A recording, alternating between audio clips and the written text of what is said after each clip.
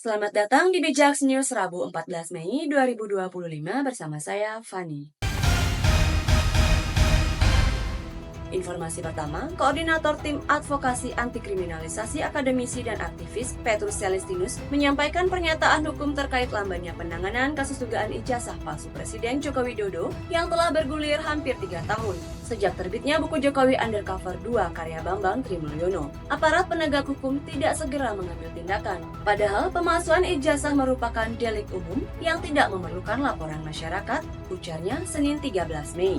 Mereka menyebut bahwa laporan yang diajukan TPUA sejak Desember 2024 di Barreskrim Polri tidak ditindaklanjuti secara substansional dan hanya dikategorikan sebagai pengaduan masyarakat atau DUMAS. Sementara pemanggilan laporan balik dari pelapor justru diproses cepat. Hal ini dinilai sebagai bentuk tidak adilan dan upaya sistematis membungkam pihak-pihak yang kritis, tegasnya. Lebih lanjut, mereka menolak hasil uji laboratorium forensik ijazah Jokowi yang dilakukan secara sepihak oleh Mabes Polri karena dinilai tidak transparan, tidak kredibel, dan syarat muatan politis. Kami menduga ada upaya menyelamatkan kepentingan Jokowi sekaligus melegitimasi kriminalisasi terhadap pelapor seperti Roy Suryo dan Rizal Fadilah, ungkapnya. Mereka menyatakan hanya mengakui hasil uji forensik jika dilakukan oleh lembaga independen yang melibatkan akademisi, pakar internasional, serta perwakilan DPR. Tim ini juga mengajak masyarakat dan kalangan hukum untuk mendampingi para pelapor yang dipanggil Polda Metro Jaya, serta mendesak Polri agar netral dan tidak memihak dalam proses penegakan hukum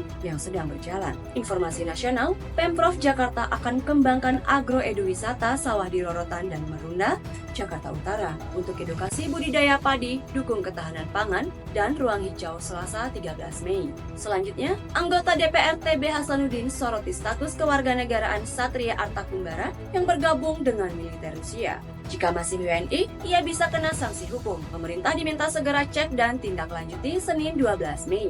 Informasi hukum, seorang pegawai pabrik baja ringan di Cengkareng, Jakarta Barat, diduga mengalami kekerasan fisik dari oknum debt collector, Selasa 13 Mei. Informasi luar negeri, konferensi Parliamentary Union of the OIC Member States atau PUIC ke-19 digelar di DPR RI. Dihadiri 370 negara, bahas tata kelola, isu Palestina, iklim, ekonomi, dan kelompok rentan Selasa 13 Mei. Sampai bertemu di informasi bijaks berikutnya.